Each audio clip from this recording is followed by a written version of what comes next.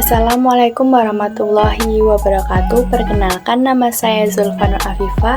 Saya adalah mahasiswi program studi S1 Akuntansi di Universitas Amikom Yogyakarta dengan NIM 22930316. Saya berasal dari Yogyakarta dan saat ini saya berusia 20 tahun.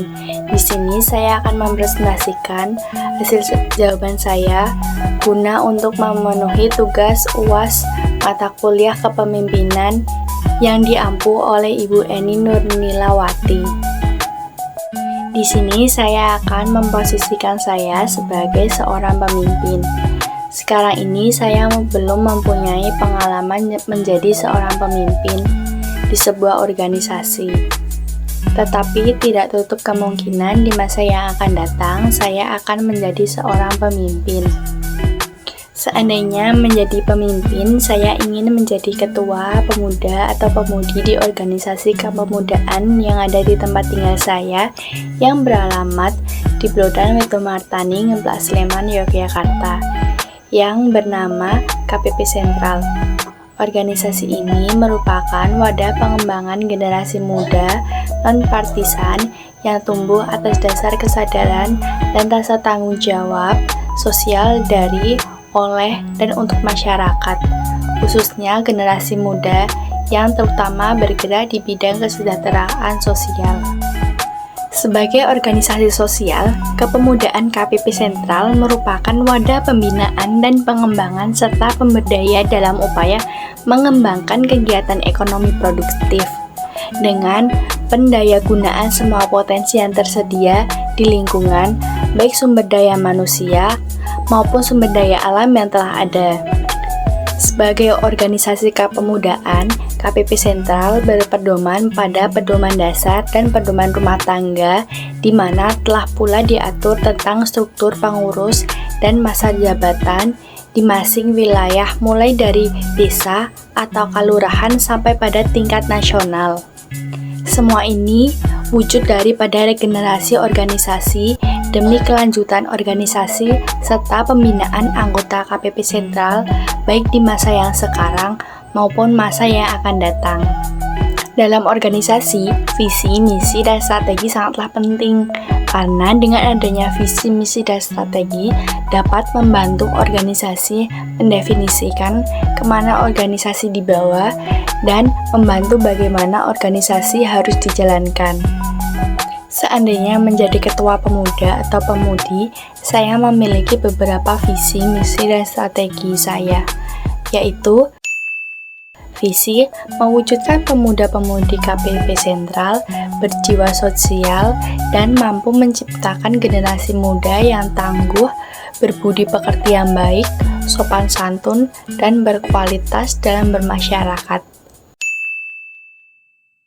Misi yang pertama menciptakan jiwa tanah air dan budaya bagi pemuda dan pemudi KPP Sentral.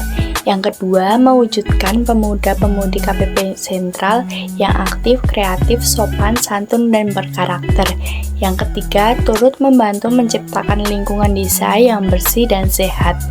Yang keempat, berkegiatan dengan didasari jiwa kebangsaan dan kepancasilaan. Yang kelima, mengembangkan potensi diri setiap anggota. 6. Membantu pemuda-pemudi dalam bermasyarakat dan berkegiatan untuk meningkatkan potensi desa. Yang ketujuh, berkontribusi aktif dalam semua kegiatan di lingkungan desa, seperti contohnya acara 17-an, Sumpah Pemuda, dan kegiatan lainnya. Strategi yang pertama, analisis situasi, mengidentifikasi kebutuhan, potensi, dan tantangan desa dengan analisis SWOT untuk memahami konteks. 2. Partisipasi anggota, melibatkan seluruh anggota dalam proses pengambilan keputusan, pertimbangkan aspirasi dan kepentingan anggota dalam merancang strategi. 3. Perancangan jangka panjang, tentukan visi dan misi organisasi, perancangkan langkah-langkah jangka panjang dan potensi desa. 4. Pemberdayaan sumber daya manusia, tingkatkan keterampilan dan pengetahuan anggota melalui pelatihan, dorong pendidikan, dan mengembangkan sumber daya manusia. 5. Kemitraan dan kolaborasi. Membangun kerjasama dengan pihak eksternal atau pemerintah dan lembaga lainnya untuk mendukung implementasi strategi organisasi. Cara yang dilakukan untuk menghadapi masalah dalam organisasi yaitu yang pertama, identifikasi akar masalah. Memahami penyebab masalah dengan mengidentifikasi sumbernya secara jelas. Yang kedua, komunikasi efektif. Keterbukaan terhadap anggota dan diskusi dengan anggota organisasi untuk memahami berbagai perspektif. Yang ketiga, partisipasi aktif. Ajak seluruh anggota untuk aktif berpartisipasi dalam mencari solusi dan mengatasi masalah bersama-sama. 4. Penerapan perubahan bertahap. Perubahan secara bertahap untuk menghindari resistensi yang berlebihan. 5.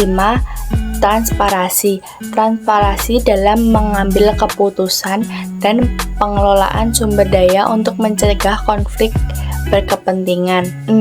Evaluasi terus-menerus.